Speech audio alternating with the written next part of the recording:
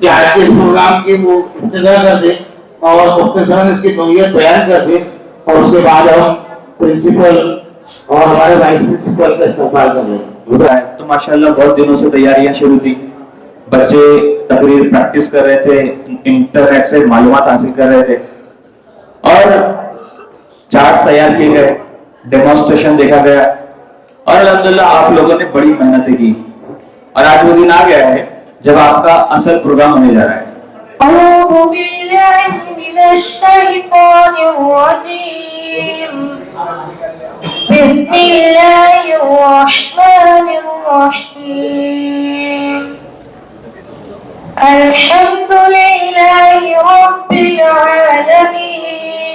Javed Siddiqui sir principal साहब, इनके इस्तकबाल के लिए मैं कल्चरल कमेटी हेड मोहतरम शकील कुरैशी सर को आवाज देता हूं।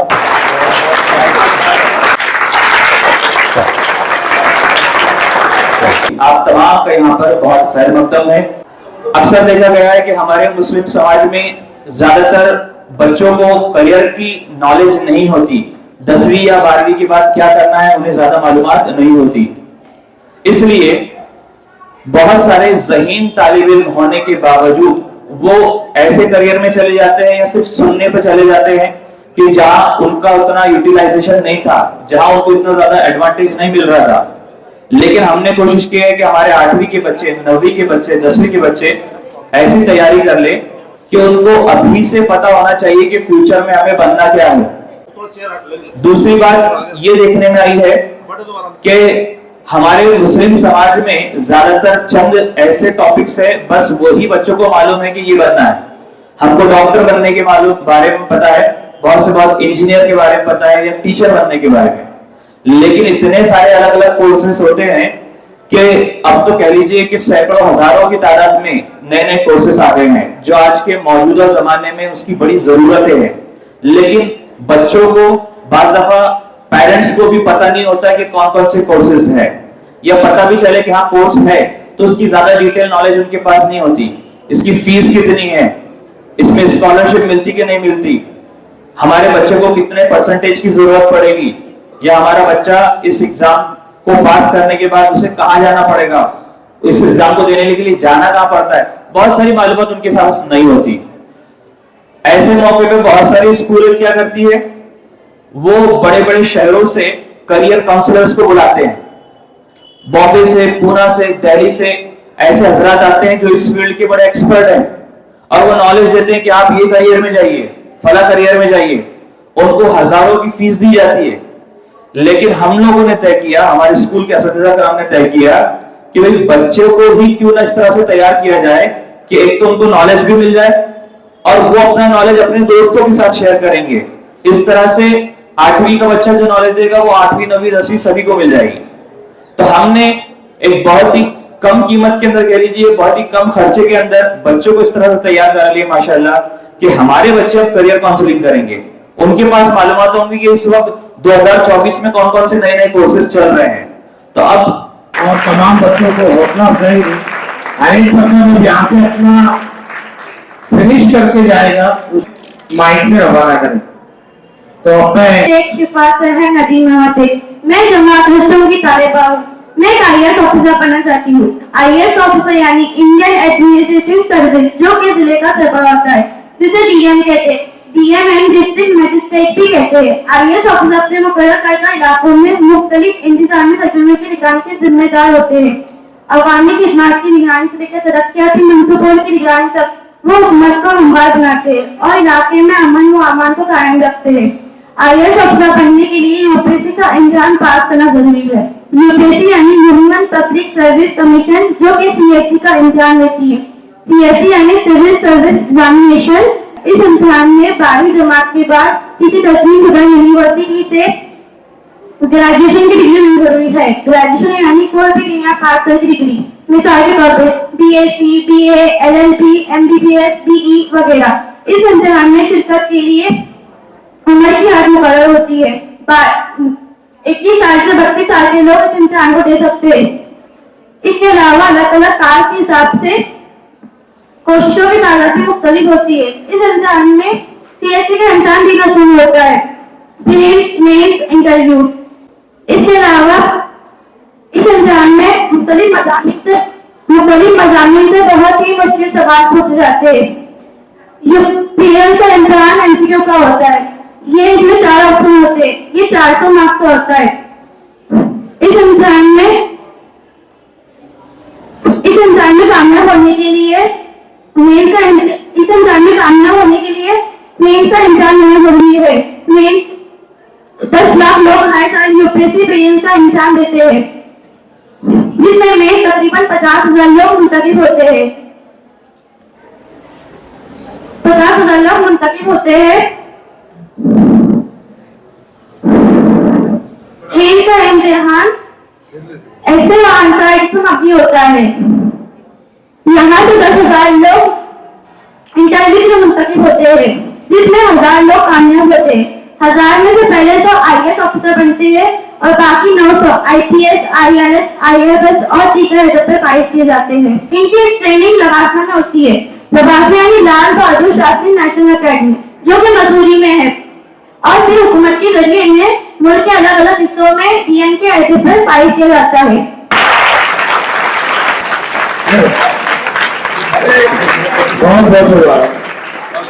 इंजीनियर बनना चाहता हूँ, जिसके लिए मुझे 12वीं के बाद बी का कोर्स करना होगा, जो कि 4 साल का होता है। बी के लिए जेईई या सीटी का एग्जाम देना होता है।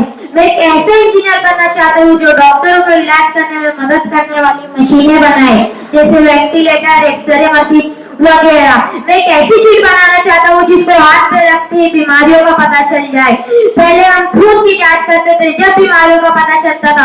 फ्यूचर में एक ऐसी चीज आने वाली है जिसको हाथ पे रखते ही बीमारियों का पता चल जाएगा। मैं एक वैसे ही डिवाइस बनाऊंगा जो किसी खास बीमारियों के लिए इस्तेमाल होंगे, जैसे टीबी, कैंसर, दिमागी अमराज, ब्रेन डिसीज वगैरह। उसका अगर आप गवर्नमेंट सीट से निकालना चाहे तो 10 से 20,000 रुपए फीस है, नहीं तो प्राइवेट कॉलेज से 1 से 1.5 लाख रुपए सालाना फीस देनी होती है। ये कोर्स आईटी में आ चुका है। ये कोर्स की स्पेशल 3 ब्रांच है जो आर्टिफिशियल इंटेलिजेंस की बुनियाद पर काम करती है, जैसे नैनो टेक्नोलॉजी, इलेक्ट्रॉनिक टेक्नोलॉजी और बायोटेक्नोलॉजी। इसकी मदद से अलग अलग किस्म के डिवाइसेस बनाए जाते हैं जो डायग्नोसिस, जांच, ट्रीटमेंट में मदद करते हैं। ये course Mumbai institute of India, Mumbai IT में आ चुका है। अस्सलाम। डॉक्टर अखिल सर 1994 में नाम दिए जाते, बहुत अच्छी बात है। तो मेरा नाम है अलमासिमा शफीक, 8वीं सी। आज मैं आपको बताने वाली हूँ कि टीचर कैसे बनते हैं। अगर आपकी 12th हो चुकी है तो आपको टीचर बनने के लिए 2 साल का कोर्स जीएड करना होगा और ट्रेनिंग भी लेनी होगी। इसका खर्चा लगभग 2 लाख होता है। इसके अलावा आप एक अहम मजमून ग्रेजुएशन भी कर सकते हैं। बीएड के बाद हमें टीईटी का इम्तिहान भी देना होगा। मेरा नाम है साद मौसम पटेल। मैं आज आपको एमपीएससी एग्जाम के बारे में नॉलेज देना चाहता हूँ। सबसे पहले बात करते हैं एमपीएससी का फुल फॉर्म है Maharashtra public service commission. MPSC को कॉन्स्टिट्यूशन ऑफ महाराष्ट्र के द्वारा ग्रुप ए और ग्रुप बी की सिविल सर्विसेज को चुनने के लिए बनाया गया है। एमपीएससी सिर्फ महाराष्ट्र राज्य के लिए होता है। एमपीएससी एग्जाम के द्वारा आप deputy collector, BDO, RSI, SPI वगैरह बन सकते हैं। लैंग्वेज एमपीएससी के 2 मेन लैंग्वेजेस है, जो है इंग्लिश और मराठी। एमपीएससी में आपको ग्रेजुएशन कंप्लीट करना होता है और एमपीएससी के लिए आपको इंडियन कैंडिडेट के स्कूल सर्टिफिकेट पर मराठी लैंग्वेज का होना अनिवार्य है। एमपीएससी का syllabus Maharashtra history, geography, facts पर अनिवार्य होता है। अस्सलाम वालेकुम जोरदार तालियां। मेरा नाम है हुसैन शेख असलम, मैं 9th से। आज मैं आपको एमबीबीएस डॉक्टर के बारे में इंफॉर्मेशन देना चाहता हूँ। सबसे पहले शुरू करते हैं और मालूम करते हैं एमबीबीएस की डिग्री क्या है। एमबीबीएस एक अंडर ग्रेजुएट कोर्स है जो एक मेडिकल साइंस प्रोफेशनल डिग्री है, जिसे हासिल करने के बाद एक कैंडिडेट एमबीबीएस डॉक्टर बनता है।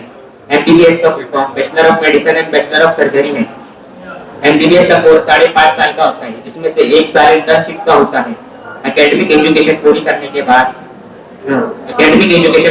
के बाद इंटर्नशिप के दौरान आप hospital and health care centre में मेडिकल असिस्टेंट के तौर पर वर्क कर सकते हैं। Anatomy, pharmacology, pathology, community surgery subject वगैरह शामिल होते हैं। एमबीबीएस की डिग्री क्या है ये जानने के बाद एमबीबीएस कोर्स करने के लिए क्राइटेरिया क्या होता है हम ये जानते हैं। एमबीबीएस कोर्स करने के लिए आपका 12th क्लास पास होना जरूरी है, जिसमें आपका सब्जेक्ट पीसीबी यानी फिजिक्स, केमिस्ट्री एंड बायोलॉजी होना चाहिए और 12th क्लास में आपका परसेंटेज 50+ होना ही चाहिए। तो इसी के साथ साथ एज लिमिट का ध्यान रखना भी बहुत जरूरी है। आपकी एज कम से कम 17 साल होनी चाहिए। नेशनल एलिजिबिलिटी एंट्रेंस एग्जाम, इस एग्जाम के बेस पर आप एमबीबीएस कोर्स में एंटर कर सकते हैं।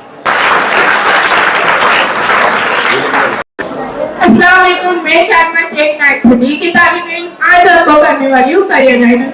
और आज मैं आपको एक ऐसी फील्ड के बारे में बताने वाली हूँ, इस फील्ड को आप में से बहुत कम तलबा व तालिबात जानते हैं।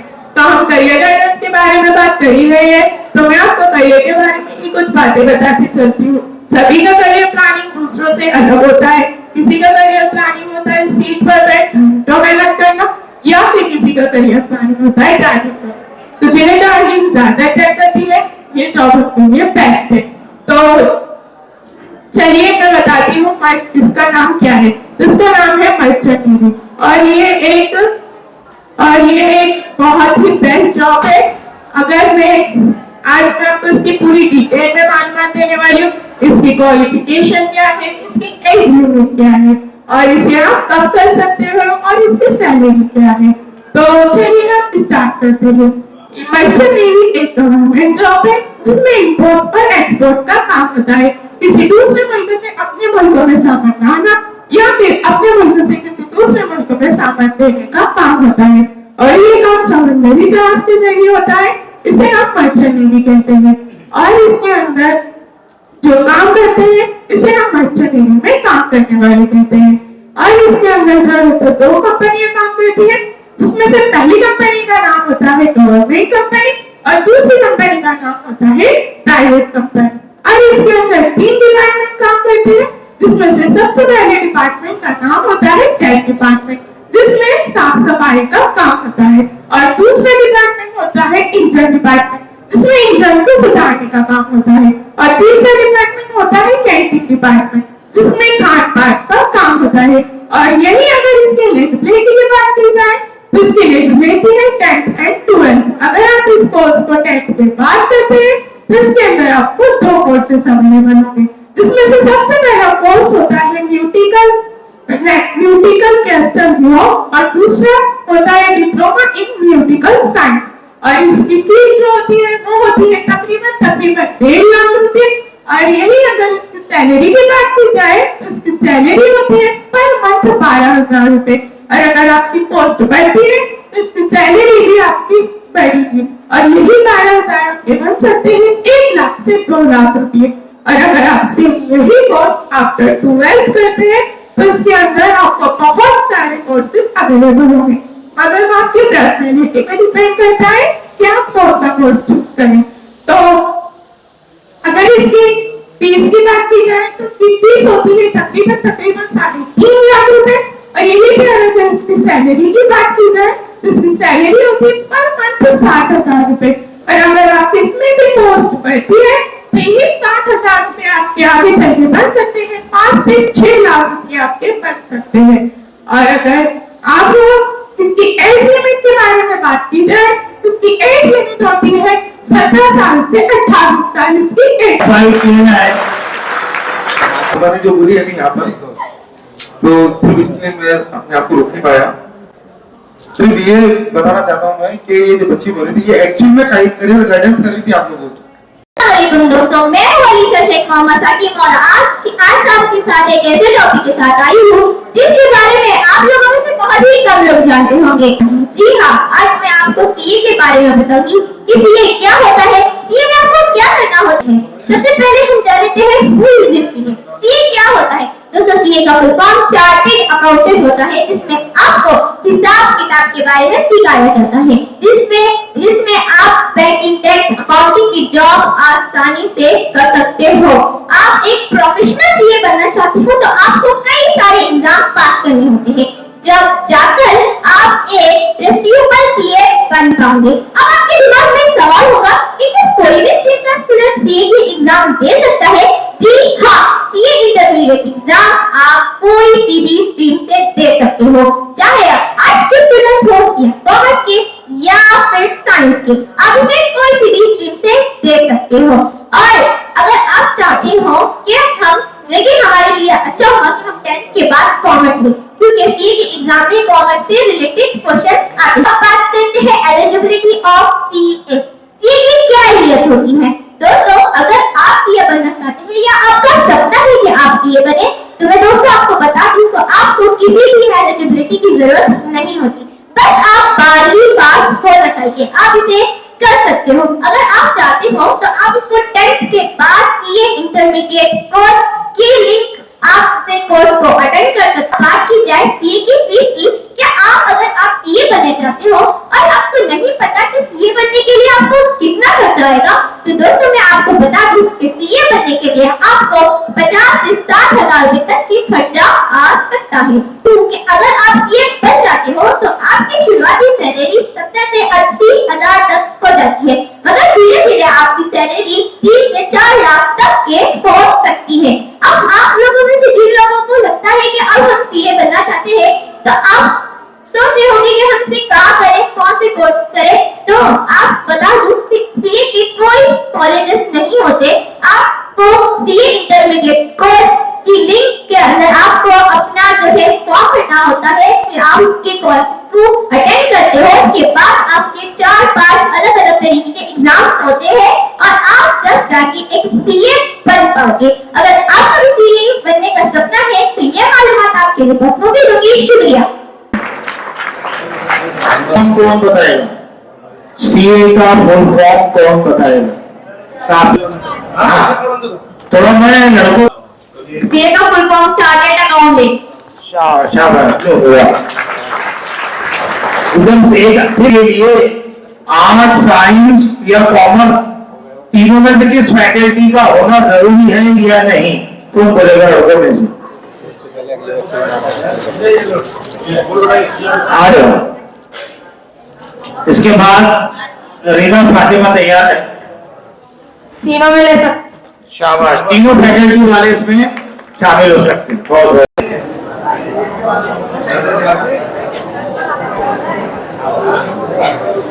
अस्सलाम वालेकुम हाज़िर नाज़रीन, मैं हूँ रीना फातिमा 9th से और मैं एक लाइब्रेरियन हूँ। जी, लाइब्रेरियन जो लाइब्रेरी के निजाम को संभालता है, किताबों के लेन देन का इंतजाम करता है, उसे हम लाइब्रेरियन कहते हैं। आइए मैं आपको बताती हूँ कि लाइब्रेरियन के लिए आपको कौन से कोर्सेज करना पड़ते हैं। तो पहला कोर्स है डिप्लोमा इन लाइब्रेरी मैनेजमेंट और दूसरा कोर्स है diploma in library science and information. ये दोनों कोर्सेज 1 साल के हैं। अगर आप ये कोर्स करते हैं तो आप एक लाइब्रेरियन बन सकते हैं। अब आइए मैं आपको बताती हूँ कि आपको इसके लिए कितनी क्वालिफिकेशन चाहिए। तो आपको अगर एक अच्छा लाइब्रेरियन बनना है तो आपको इसके लिए 12th पास होना चाहिए, वो भी 50 से 55% के बीच में। आइए अब मैं आपको बताती हूँ कि इसके बेस्ट कॉलेजेस कहाँ हैं। तो पहला है BMU कॉलेज जो कि औरंगाबाद में मौजूद है और दूसरा है TISS कॉलेज जो कि मुंबई में मौजूद है। तीसरा है यशवंतराव मोहित कॉलेज जो कि पुणे में मौजूद है। आप यहाँ से पढ़ाई करके एक अच्छे लाइब्रेरियन बन सकते हैं। अब आइए मैं आपको इनकी सैलरी के बारे में बताती हूँ। तो अगर आप एक अच्छी यूनिवर्सिटी में लाइब्रेरियन के तौर पर काम करते हैं तो आपकी सैलरी 30,000 से शुरू हो सकती है। मुझे उम्मीद है कि आपको आज की मेरी इंफॉर्मेशन जरूर पसंद आई होंगी। अगर आई होंगी तो इसे अपने बड़े भाई बहनों तक पहुंचाइए ताकि वह भी इसे अपना करियर चूज कर सकें। इनाम डिक्लेयर करूं उससे पहले मेरा चॉकलेट का सवाल। फीजर Urdu high school and junior college के लाइब्रेरियन जो सर है उसका नाम कौन बताएगा? हाथ ऊपर करेंगे। अरे बाप रे, चॉकलेट खत्म हो जाएंगे मेरे तो। ये तो बहुत खतरनाक बात होगी। शॉर्ट नाम कोई बताएगा? आ जाओ उधर से, लड़का आ जा, तू आ जा बेटे। जो उनका हमारा मोहब्बत से नाम दिया हुआ है वो नाम बच्चा बताने वाला है शेख सर। वाह वाह वाह, तो मैं बहुत बहुत हो रहा हूँ। मैं हूँ काशिफा तस्लीम 9th से। आज मैं आपको ऐसे कोर्स के बारे में बताने आई हूँ जो बहुत ही अच्छा कोर्स है। जैसे कई बच्चे साइंस स्ट्रीम में लेकर अपना मुस्तकबिल बना रहे हैं, वैसे ही आर्ट स्ट्रीम में भी लेकर बच्चे अपना मुस्तकबिल बना रहे हैं। और मैं जिस टॉपिक के ताल्लुक से आपको बताने आई हूँ वो आर्ट स्ट्रीम से रिलेटेड है, जिसका नाम गाइडेंस एंड काउंसलिंग है। गाइडेंस एंड काउंसलिंग जब हमारे जहन में आता है तो हमें लगता है कि हमें किसी के रहबर व मशवरा देने वाला बनना है। जी हाँ, गाइडेंस एंड काउंसलिंग ये चंद ही लोग जानते होंगे कि ये होता क्या है। ये एक साल का कोर्स है और ये ग्रेजुएशन के बाद किया जाता है और ग्रेजुएशन में हमें 55% होना बहुत जरूरी है और ये आर्ट स्टूडेंट ही इम्तिहान दे सकते हैं। अगर आपने डिप्लोमा कर रखा है तो आपको बहुत जगह परफेक्ट की जॉब मिल सकती है और अगर आपके पास वक्त नहीं है, आपने साइकोलॉजी में 2 साल का मास्टर कर रखा है तो आपको जगह जगह काउंसलर की जॉब मिल सकती है। देखते हैं इसके यूनिवर्सिटीज बहुत है, लेकिन मैं आपको चंद यूनिवर्सिटीज के नाम बताऊंगी जो बहुत ही मुफीद है। Number 1 Jamia Millia Islamia, number 2 MD university, number 3 साइफिड और यूनिवर्सिटी ऑफ बड़ौदा एनसीईआरटी। ये भी करवाता है गाइडेंस एंड काउंसलिंग। आपके इतने बड़े शौक के लिए ये बहुत यूनिवर्सिटीज बहुत अच्छी है, जिसमें आपको जामिया मिलिया इस्लामिया में एप्लीकेशन फीस 500 रुपए रहेगी और 1 ईयर कोर्स फीस 15,500 रुपए रहेगी। और अगर इसकी सैलरी की बात आए तो इसकी शुरुआत में 50,000 सैलरी रहेगी, फिर धीमे धीमे ये बढ़ती जाएंगी। और अगर आपको गाइडेंस एंड काउंसलिंग में सपना देखना है तो आप ये जरूर बनिए और मुझे उम्मीद है कि आपको ये मेरी मालूमात बहुत पसंद आएगी। शुक्रिया। बहुत मुबारक। Respected headmaster, teachers and my all dear friends, very good morning to you all. I am going to tell you something about BTech. As you can see, the bachelor's degree in engineering. BTech is a prestigious and technical engineering degree program offered to undergraduate applicants after 4 years of intensive research and practical experience in the field. A bachelor's degree in engineering. Some important subjects in BTech: engineering physics, engineering mechanics, basic electronic structure analysis, programming language, ETech. IIT Madras, IIT Bombay. You can see the first top colleges in India for BTech is IIT Madras. It is a private college, and second one is IIT Delhi. It is a public college, and third is IIT Bombay Public College, and fourth is IIT Kanpur is a government funded college at the Ministry of Human Resource Development HRD for providing highly subsidized technical education to economic backward students. You can do the pursuing an MTech course, pursuing MBA, picking up a job after PCO, taking the civil service entrance exam or joining a private company. Thank you so much. Medium के तालिब इल्म होते हुए English medium में अपनी बात रख रहे हैं, इंग्लिश में बोल रहे हैं, अच्छी बात है। मैं हूँ एक IPS ऑफिसर। जी हाँ, IPS ऑफिसर। IPS का फुल फॉर्म है इंडियन पुलिस सर्विस और ये एक बहुत बड़ी पोस्ट होती है और इस पोस्ट को पाना लोगों का सपना होता है। तो चलिए हम जानते हैं कि IPS ऑफिसर कैसे बने। पहले ये जान लें कि IPS ऑफिसर बनना एक आसान बात नहीं है। तो चलिए हम जानते हैं IPS ऑफिसर बनने के लिए आपको कई सारे एग्जाम पास करने होते हैं। इसके लिए आपको फिजिकल टेस्ट देना होता है और भी कई सारे टेस्ट हैं। ये सब क्लियर करने के बाद आपकी पोस्टिंग होती है और आप IPS ऑफिसर कहलाते हैं। इस IPS पोस्ट के लिए हर साल लाखों लोग इस एग्जाम में बैठते हैं, लेकिन सिर्फ गिने-चुने लोग ही इसे पास कर पाते हैं। और ऐसा इसलिए होता है क्योंकि कुछ लोगों को IPS बनाने के लिए जो रिक्वायरमेंट होती है उनके बारे में अच्छे से पता नहीं होता है। तो इसे में आपको पता होना चाहिए कि IPS के लिए कितनी योग्यता और हाइट चाहिए और भी बहुत सारे सवालों के जवाब पता होने चाहिए। तो चलिए हम जानते हैं IPS ऑफिसर की योग्यता क्या है। नंबर 1, IPS ऑफिसर बनने के लिए आपकी उम्र 21 से 30 के बीच में होनी चाहिए, लेकिन यहाँ पर SC ST कैंडिडेट के लिए 5 साल की छूट है। नंबर 2, आपके पास बैचलर डिग्री होनी चाहिए किसी फील्ड में। IPS एग्जाम को इंडिया नेपाल भूटान में लोग दे सकते हैं।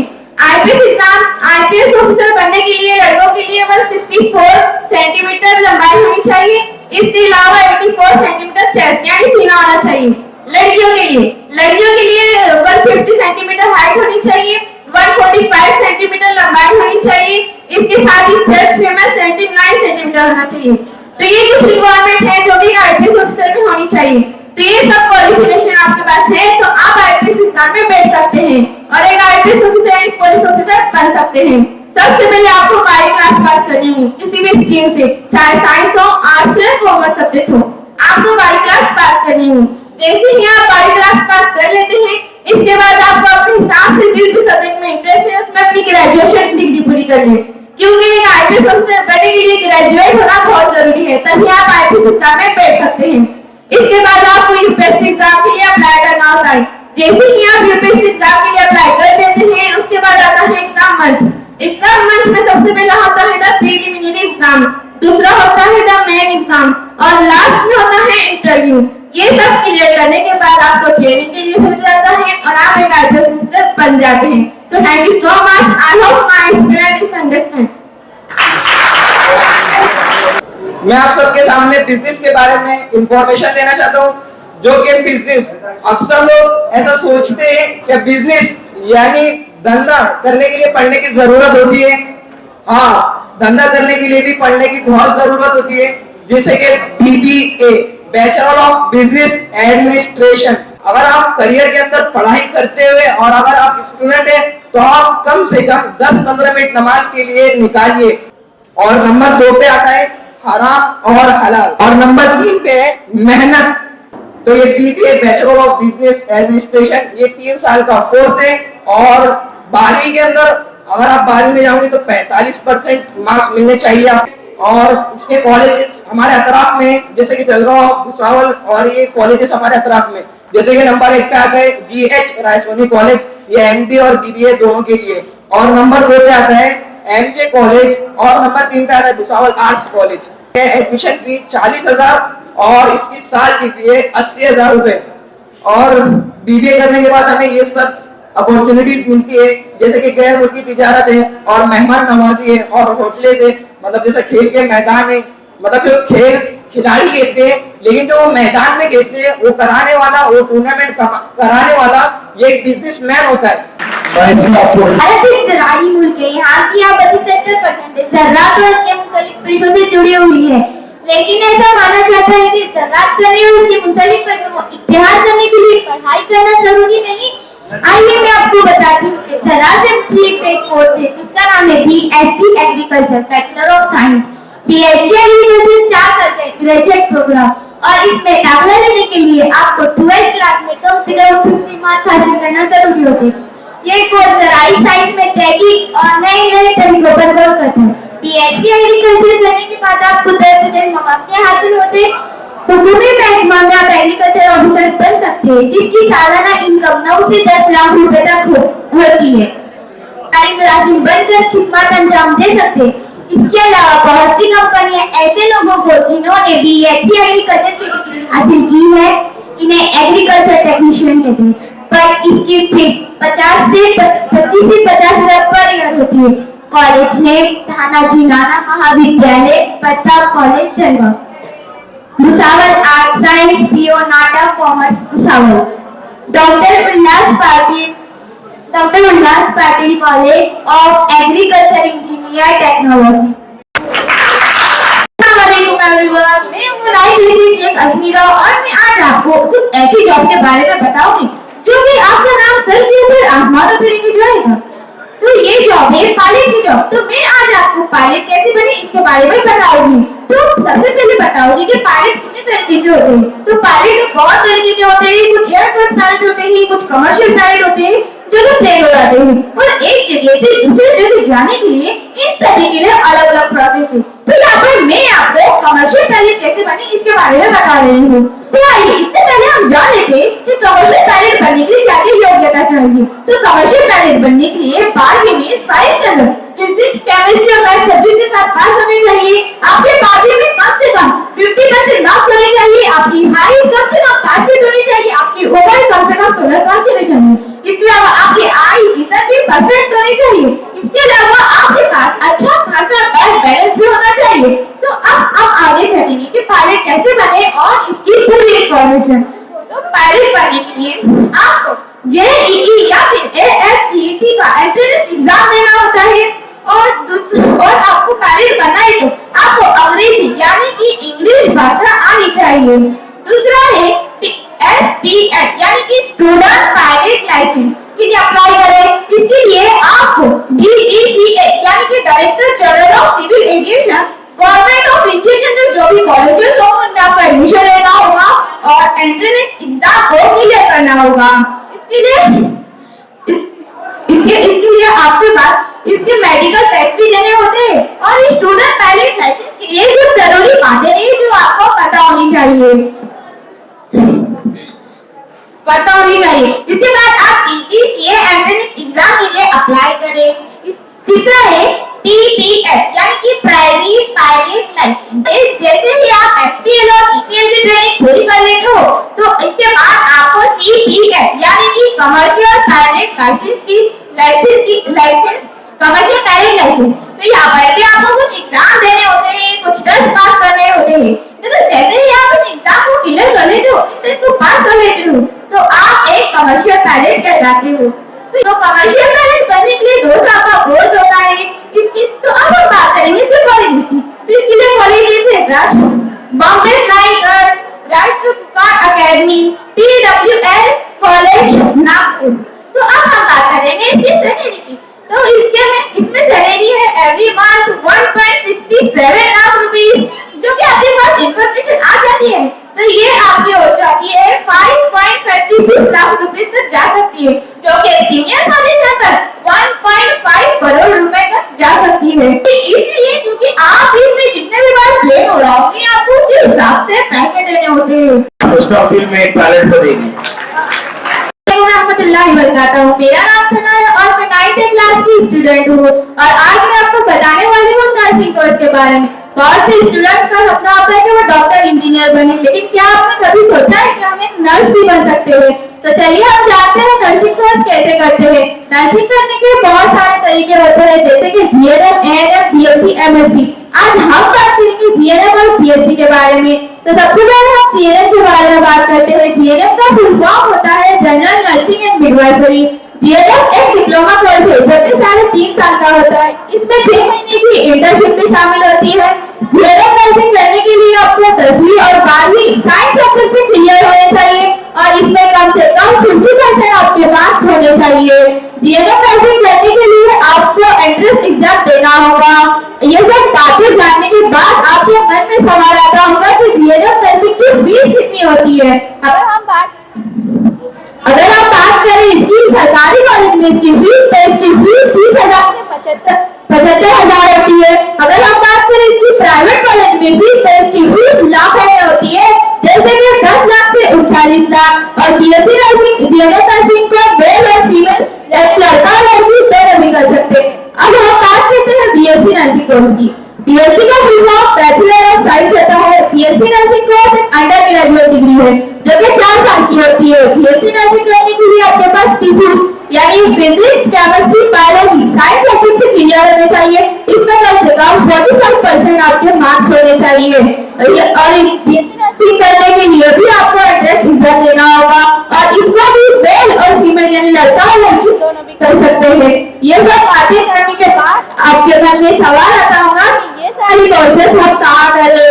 तो मैं आपको बताने वाली हूँ इंडिया के बेहतरीन कॉलेज जहाँ से आप BSc नर्सिंग कोर्स कर सकते हैं। सबसे पहले हम जानते हैं मद्रास मेडिकल कॉलेज चेन्नई और दूसरे नंबर पर है उल्लासराव पाटिल कॉलेज साकेत। और आखिर में उम्मीद है मेरा ये टॉपिक सबको समझ में आया होगा। और आखिर में मैं इस इंफॉर्मेशन को शेयर के साथ खत्म करूंगी कि जब भी चढ़ाओ थर्मामीटर का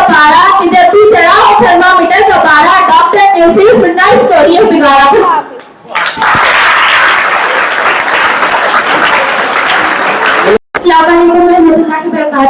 मेरा नाम सैयद नासिर सैयद है और मैं 9th B क्लास से हूँ। मेरा आज का मकसद सिर्फ आपको मोटिवेट करना है और कौम की हालत से वाबस्ता करना है। खुद ही से जीतने की जिद है मुझमें, खुद ही को हराना है। खुद ही से जीतने की जिद है मुझमें, खुद ही को हराना है। मैं दुनिया की भीड़ नहीं हूँ, मुझसे जमाना है।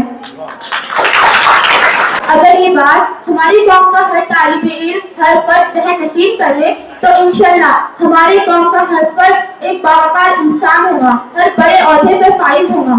लेकिन इससे पहले आपको खुद ये करना है, आपको खुद से फैसला करना होगा। आप इन जो नीट JEE जैसी इम्तिहानों में लाखों की तादाद में तालिबे इल्म हिस्सा लेते हैं, लेकिन आपका मुकाबला उन लाखों से नहीं, आप खुद से है। अगर आप खुद से ये अहद करते हैं कि आपको इस बार इस नंबर पे AR लाना है, आपको इस इम्तिहानात में अव्वल दुआ शुरू आना है, तो फिर आपको कोई नहीं रोक पाएगा।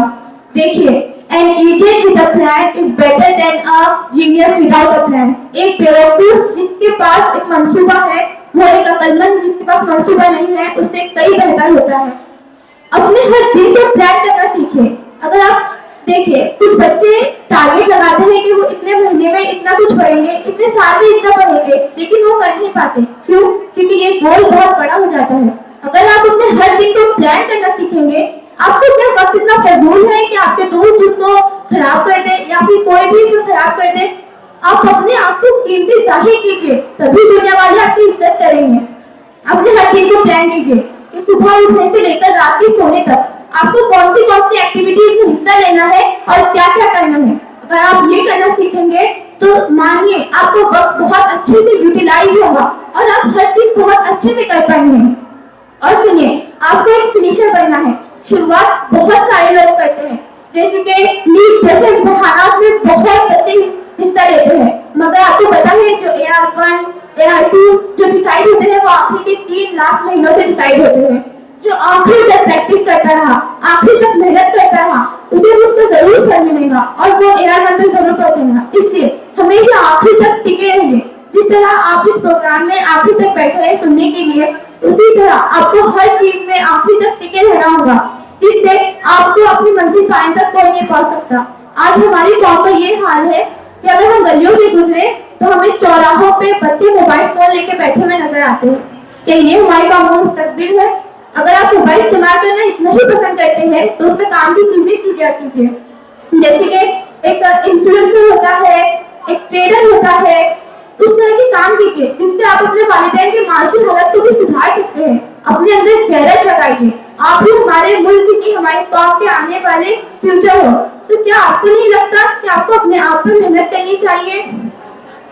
मैंने खुद ये देखा है कि हमारे कौम के नौजवान आजकल गलियों पे बैठ के मोबाइल फोन का इस्तेमाल करते हैं और इससे कुछ नहीं मिलने वाला। आपको खुद पे मेहनत करनी होगी और खुद से सीखना होगा। अपने वालिदैन, अपने कौम का नाम रोशन करें। मेरा टॉपिक है सॉफ्टवेयर इंजीनियर। बढ़ती पॉपुलेशन रोजाना कंपटीशन बढ़ा रही है, ऐसे में बहुत सारे स्टूडेंट इंजीनियर बनना चाहते हैं। हालांकि इंजीनियर बनना आसान नहीं होता, लेकिन आज के वक्त में इतने तरह के इंजीनियरिंग के कोर्स होते हैं तो स्टूडेंट कोई ना कोई कोर्स करके इंजीनियर बन जाते हैं। ऐसा ही एक कोर्स सॉफ्टवेयर इंजीनियर का है। आज मैं आपको सॉफ्टवेयर इंजीनियर के बारे में मालूमात दूंगी। तो सॉफ्टवेयर इंजीनियरिंग क्या है? सॉफ्टवेयर इंजीनियरिंग एक तरह का कंप्यूटर कोर्स है जिसमें software designing, development, maintaining, testing, programming सभी बारे में सिखाया जाता है। इसमें कई प्रोग्रामिंग लैंग्वेज का इस्तेमाल होता है जिसमें HTML, जावा, PHP, C++, पाइथन शामिल है। एक सॉफ्टवेयर इंजीनियर बनने के लिए सभी प्रोग्रामिंग लैंग्वेज की जानकारी बेहद जरूरी है, क्योंकि बिना इस नॉलेज के आप एक सॉफ्टवेयर इंजीनियर नहीं बन सकते। इंजीनियर के कई काम है, जैसे यूजर्स की जरूरत के मुताबिक प्रोग्रामिंग लैंग्वेज में कोडिंग करके सॉफ्टवेयर डेवलप करना, उसके बाद उसकी टेस्टिंग करना, सॉफ्टवेयर मेंटेन करना, कंप्यूटर लैपटॉप के सॉफ्टवेयर बनाना, सॉफ्टवेयर की टेस्टिंग करना और एनालिसिस करना, मोबाइल ऐप बनाना एवं प्रोग्राम को डेवलप करने में आने वाली परेशानियों को सॉल्व करना एक सॉफ्टवेयर इंजीनियर के काम होते हैं। इसके बाद वेरिफिकेशंस क्या चाहिए? अगर आप एक सॉफ्टवेयर इंजीनियर बनना चाहते हैं तो आपको 12th साइंस से पास होना जरूरी है, मतलब 12th में फिजिक्स, केमिस्ट्री, मैथ्स होना चाहिए। कॉलेज में एडमिशन लेने के लिए आपको 60% मार्क होने चाहिए। इसके बाद इनमें कौन कौन से कोर्स होते हैं?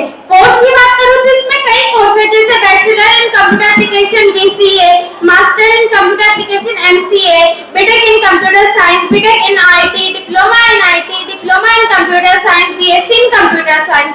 ये कोर्स करके आप एक सॉफ्टवेयर इंजीनियर बन सकते हैं। तो जैसे कि मैंने आपको बताया कि सॉफ्टवेयर इंजीनियर के लिए कौन से कोर्स करें, अगर आप इनमें से कोई भी कोर्स करना चाहते हैं तो आपको सबसे पहले फॉर्म भरना होगा, एंट्रेंस एग्जाम पास करना होगा, क्वालिफाई करके कॉलेज में एडमिशन लेना होगा। इसके बाद कोर्स करने में फीस कितनी लगती है मैं आपको बता दूं, सभी कोर्स करने में अलग अलग फीस लगती है। जैसे कि BCA ये 3 साल का कोर्स होता है, इसकी ईयरली फीस 50,000 से 1 लाख तक लगती है। अगर आप एंट्रेंस एग्जाम को पास कर अच्छे नंबर लाते हैं तो आपको गवर्नमेंट कॉलेज मिलेगा जिसकी फीस कम होती है। वहीं अगर आप प्राइवेट कॉलेज में इनमें से कोई भी कोर्स करना चाहते हैं तो फीस कॉलेज पर डिपेंड करती है।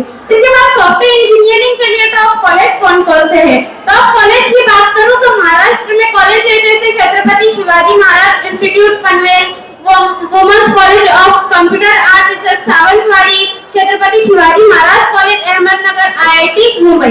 इसके बाद कोर्स के बाद सैलरी कितनी मिलती है? मैं आपको बता दूं, सॉफ्टवेयर इंजीनियर की एवरेज सैलरी 15,000 से 20,000 पर मंथ हो सकती है। आज मैंने आपको सॉफ्टवेयर इंजीनियरिंग के कोर्सेज के बारे में बताई, तो आप भी ये कोर्स करके एक सॉफ्टवेयर इंजीनियर बन सकते हैं। उम्मीद है आपको मेरा टॉपिक पसंद आया होगा। शुक्रिया।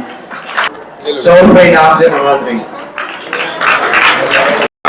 मेरा नाम जरीन सैयद सलीम है, 8वीं डी, रोल नंबर 3। आज का मेरा टॉपिक है एयर होस्टेस। एयर होस्टेस जो फ्लाइट अटेंडेंट्स के तौर पर भी जाने जाते हैं, फ्लाइट के दौरान मुसाफिरों की हिफाजत, आराम और सहूलत के लिए अहम किरदार अदा करते हैं। इन्हें सलामती, इख्तितामात, इमरजेंसी, प्रोटोकॉल, कस्टमर सर्व और मेहमान नवाजी में भी वसीयत तरबियत दी जाती है। एयर होस्टेस बनने के लिए उम्मूमन एक हाई स्कूल डिप्लोमा, अंग्रेजी में पढ़ रखना और कभी कभार इजाफी ज़बानों में भी और किसी एयरलाइन से ट्रेनिंग लेने की जरूरत होती है। ये एक मुश्किल लेकिन एक इनामदा पेशा है। एयर होस्टेस की ट्रेनिंग के लिए लगभग 4 साल का वक्त लगता है और उम्मूमन 1 साल का खर्चा 5 से 10 लाख तक का आता है। और इसके मशहूर कॉलेज बेंगलोर एविएशन एकेडमी जो कि बेंगलोर में है, जेट एयरवेज ट्रेनिंग जो कि मुंबई में है, और एयर होस्टेस की तनख्वाह 3 से 4 लाख तक की होती है। और ये काम अंग्रेजी बोलने वाले देशों में अवेलेबल है, जैसे इंडोनेशिया, लंदन, अमेरिका वगैरह वगैरह देशों में मशहूर है। एयर होस्टेस बनने के लिए ये सब जानना बेहद ही जरूरी है और काफी मेहनत और मशक्कत के बाद आप एयर होस्टेस बन सकते हैं। शुक्रिया। My name is Anas Shaikh Firoz. मैं 8वीं का तालिब इल्म हूँ और मेरे टॉपिक का नाम फॉरेंसिक साइंस।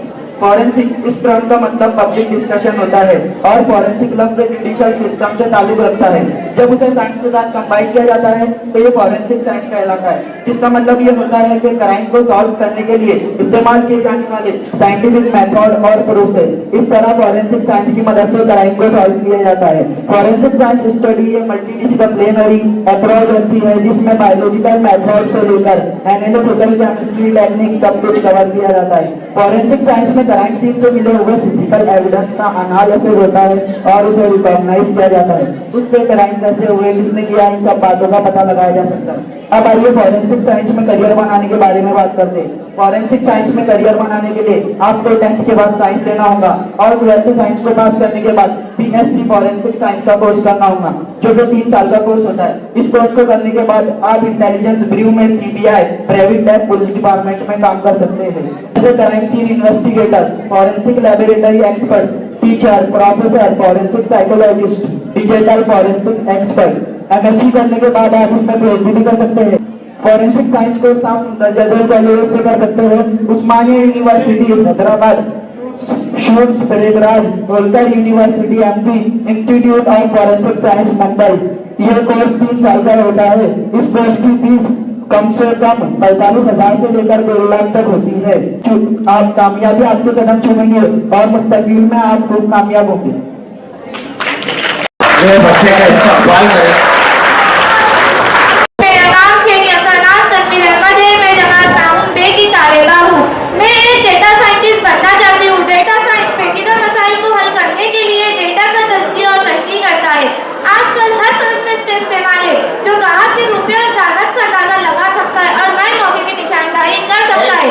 डेटा साइंस में महारत हासिल करने के लिए कंप्यूटर और रियाजी के उलूम में महारत होना जरूरी है। डेटा साइंस के बहुत से कोर्सेज हैं, जैसे कि इसके जरिए BSc computer, bachelor of computer application, BSc mathematics, BTech computer science. Computer science में मास्टर्स यानी MCA या MSc कंप्यूटर। इन तमाम कोर्सेज के अलावा हम कंप्यूटर साइंस में डिप्लोमा भी ले सकते हैं। इसके लिए हिंदुस्तान और हिंदुस्तान के बाहर बहुत से कॉलेज है। हर शहर में BSc और BCA की डिग्री वाले कॉलेज मुयस्सर है। इसके अलावा इसके बेहतरीन कॉलेज दर्जे है IIT Delhi, IIT Roorkee, IIT Madras, IIM Calcutta, BIT Pilani, Jain online university, MT online, CLG online, MNT बर्कल, DTU दिल्ली। एक डेटा साइंटिस्ट की तनख्वाह 12 लाख से 16 लाख पर ईयर तक होती है। बेंगलोर में 10 लाख, चेन्नई में 10 लाख, मुंबई में 9 से 10 लाख, कोलकाता में 5 से 13 लाख वगैरह वगैरह शहरों में होती है। डेटा साइंस का काबू पूरी दुनिया पर है। हर शोबे में इसका इस्तेमाल है। Data and data scientist greatly influence everything we do. Impact data है and continuously grow every day. इस क्वेश्चन से ये पता चलता है कि ये हर शोबे को मुतासिर करता है, इसकी जरूरत हर शोबे को point. I want to be a data scientist and then I will make the world more smart.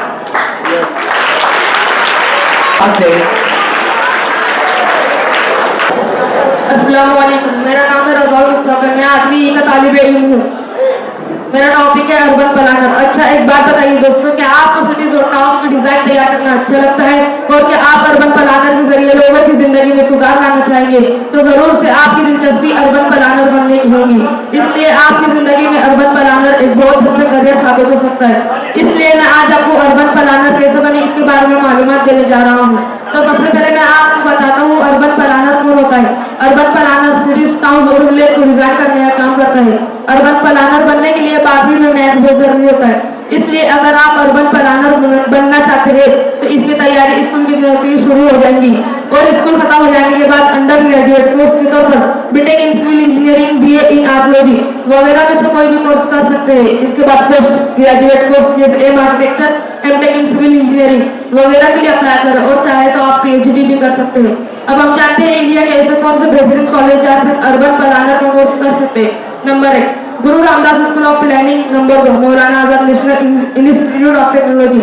Number 3 school of planning and architecture Delhi. Number 4 Birla institute of technology. इन सब कॉलेज से हम अर्बन प्लानर में कोर्स कर सकते हैं। इस field के बारे में अभी ज्यादा लोगों को पता नहीं है, जिससे कॉलेज में एडमिशन लेना आसान साबित हो सकता है और इसका कोर्स 5 साल का होता है। तो बस अपने ड्रीम करें, तब्दील करें, रियलिटी में जुड़ जाइए, तैयार में मेहनत करते रहे, इंशाल्लाह कामयाबी आपका कदम चुनिए। माशाल्लाह, एक नया कोर्स वो लेकर आया था, बहुत कम बच्चों को इसकी जानकारी रहती है। उनकी क्लास टीचर मोहतरम अजहर सर यहाँ पर मौजूद है। इस बच्चे की हौसला अफजाई करने के लिए वो उसको कैश प्राइज से नवाज रहे हैं। जोरदार तालियों से बच्चे का इस्तेमाल कीजिए।